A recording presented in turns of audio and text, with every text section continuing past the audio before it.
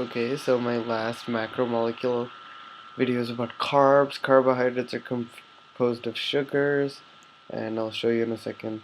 Carbohydrates include sugars and the polymers of sugars. The simplest carbohydrates and monomers are monosaccharides or single sugars, and a bunch of sugars put together are polysaccharides, which are the major polymers of carbs. Monosaccharides are just sugars, and they're multiples of CH2O. So for every carbon there's a water. So as you can see here, glucose, which is the most common monosaccharide, is C6H12O6. They just multiplied all this stuff by 6. Um, Monosaccharides are determined by the carbonyl group or the number of carbons in the carbon skeleton. And a really easy way to tell carbs apart from other macromolecules is that they have a bunch of OHs all over the place. So look out for those OHs or this ring that they form. So carbs or saccharides can either be in linear form, which is a straight line, or they can curve around, and one carbon can bond with one oxygen and they can form a ring. I mean, they alternate between, hence the double arrows between, but it's just there, and you should know both of them. Um, just abbreviate, instead of writing carbon all the time, they could just write 1, 2, 3, 4, 5, and that just represents the carbons. They don't have to write it every time. And polysaccharides and disaccharides, which are two saccharides, formed by dehydration reactions, like I've explained before. So there's an OH on one saccharide and an H on the other. The OH and the H go away, and the O can bond to the other saccharide, forming a bridge between the two. So glucose and glucose, when they have a dehydration reaction, they form maltose. And it's called 1,4 linkage because the carbon number 1 on one of them bonds with carbon number 4 on the other. And it's the same exact thing with fructose and glucose and whatever combination you want to do. And these are just some more examples.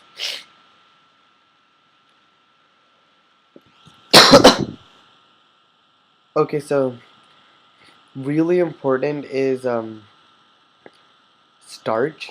Starch is a form of carbs that we can store and we can keep because we can't use all the carbs that we take in, so you should know carbs and the different types of carbs. Okay, and this is my favorite.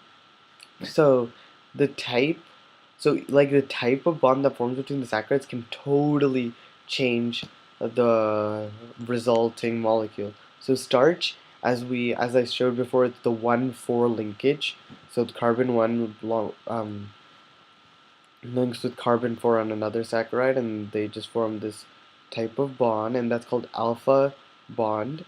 But cells can also form a beta bond, so instead of going down, the bond forms over the top because the OHs are on opposite sides, alternating sides. Here the OHs are all on one side.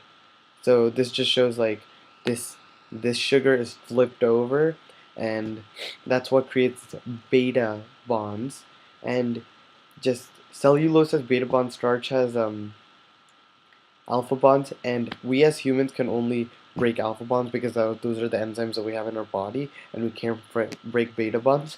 So that's why when we eat starch, we get energy, but when we eat cellulose, it just goes in and it goes out our bottom. The cellulose, the second one from the slide before, is a really important part in plants because it forms cell walls and all the structural parts. And this just shows a breakdown, like it goes from the plant to the cell to the microfiber to the strands to the molecules, and you can see that there's the alternating O's and the alternating OHs and the beta bonds. And like I said, most animals, they can't break cellulose because they can't break apart those bonds, but some bacteria can, and if the animals have the bacteria in them, then they can digest cellulose.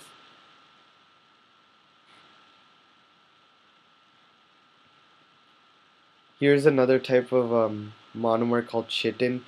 Chitin forms the shell of exoskeleton, so like a lobster shell that's made out of chitin. Chitin is used to make surgical thread because it's really strong, kind of like cellulose. And know in every type, just this is a general review. Know that in every type of macromolecule, the structure directionality influences the structure and function of the polymer. So, for example, remember in DNA, the double helix, each side is facing the opposite way, and that like totally makes a different molecule than RNA, which where it only faces the same way. And proteins and amino acids, the direction that they're bonded totally creates a separate um, protein than when they're bonded a different way. And I just showed you how the difference between cellulose and starch, the different directions that they bond in, creates different types of molecules.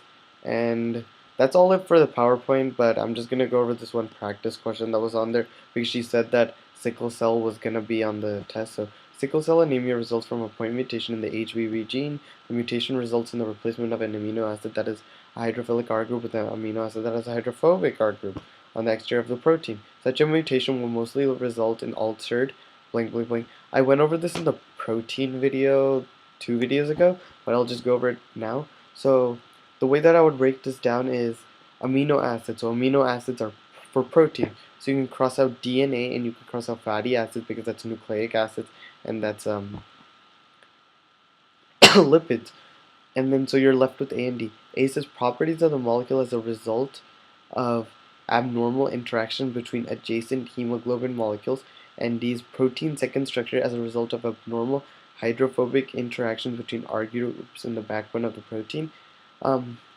I could see where people would be confused by this, but you know that A is not right because it says that because the problem is with the amino acids, and that's before the hemoglobin even forms.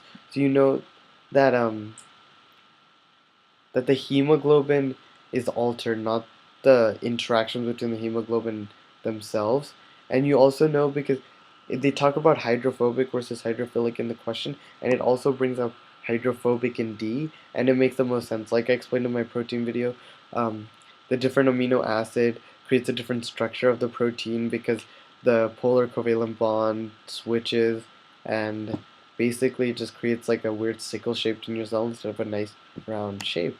And that's pretty much it for this quiz. Just make sure you know how to do chi-square and just look through all the worksheets. But if you watch these videos, you'll have a